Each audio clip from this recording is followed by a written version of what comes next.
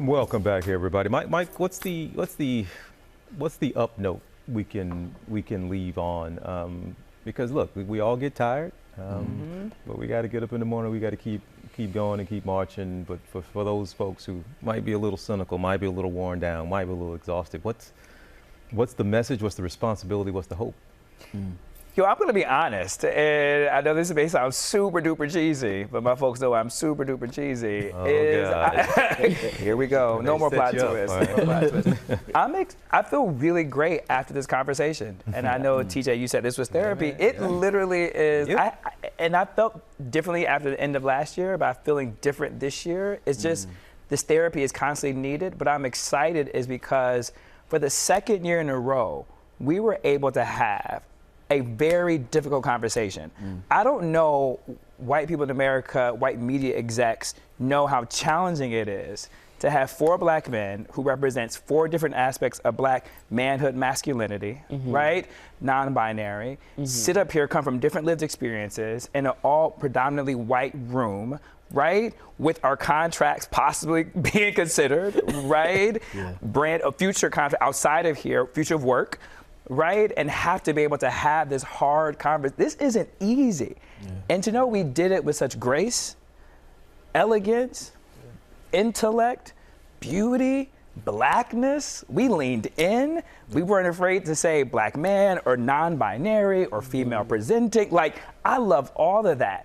And for the second year in a row, we had it, right? And I think there's something about me is, I hope this is proof of concept that this needs to keep happening every year.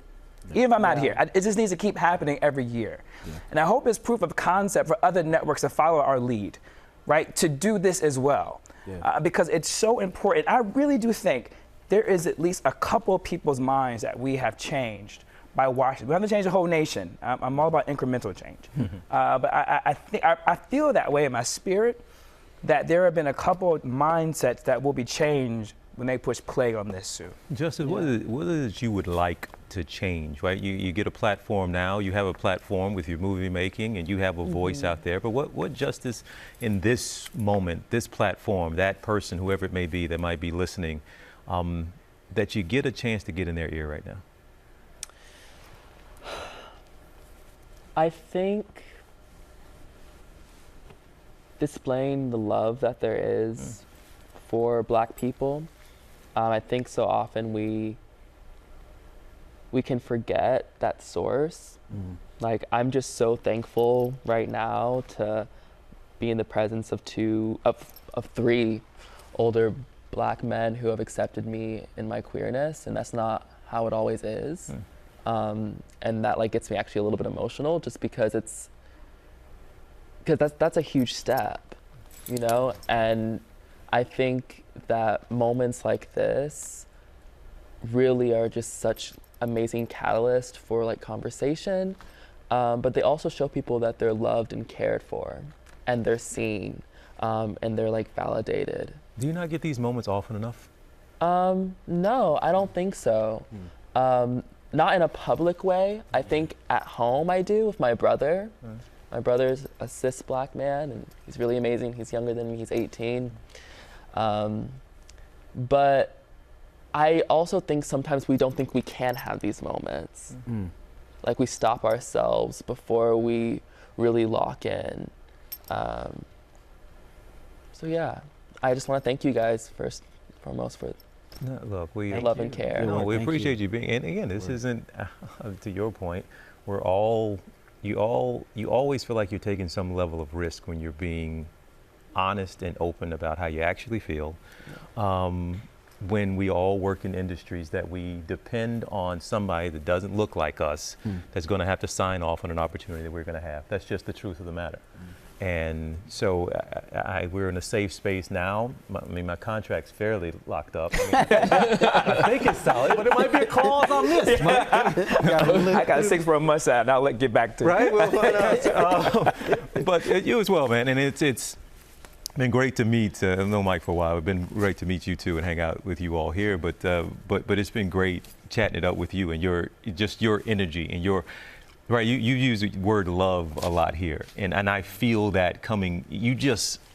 ooze love. Like you are radiate, just the smile you have, just the way you care, everything about it. See, even that, right? And it feels great. So for you as well, to kind of wrap it up here, and for same thing I asked Justice, just if you knew you had somebody's ear, whoever it might be, that might not ever get a chance to hear from a brother from the Bronx, floor is yours. I mean, before that, I just want to say I love y'all, like I do, and I mean that. Vulnerability is our superpower. You know, I think so often as black men, we're told we don't get to be soft around each other. And you know, like my dad spent a long time not being soft because he didn't feel like he had a choice.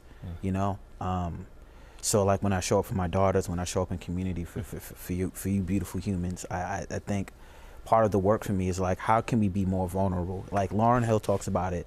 I always bring this up, like in the Unplugged CD. She talks about like lifting up her shirt and saying like, showing like she has a belly button, and somebody going, oh, you have one too.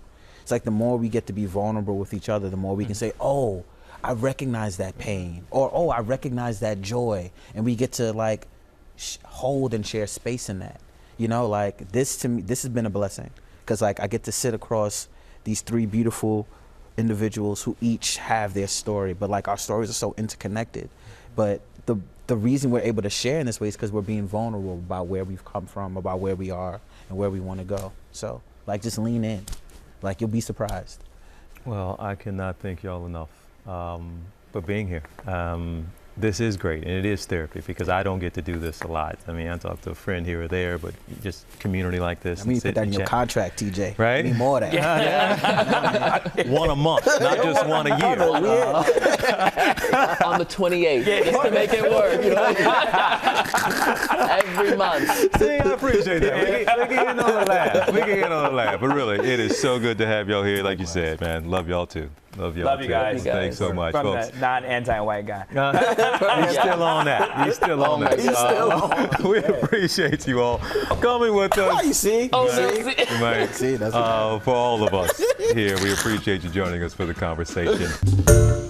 Hi everyone, George Stephanopoulos here. Thanks for checking out the ABC News YouTube channel. If you'd like to get more videos, show highlights, and watch live event coverage, click on the right over here to subscribe to our channel, and don't forget to download the ABC News app for breaking news alerts. Thanks for watching.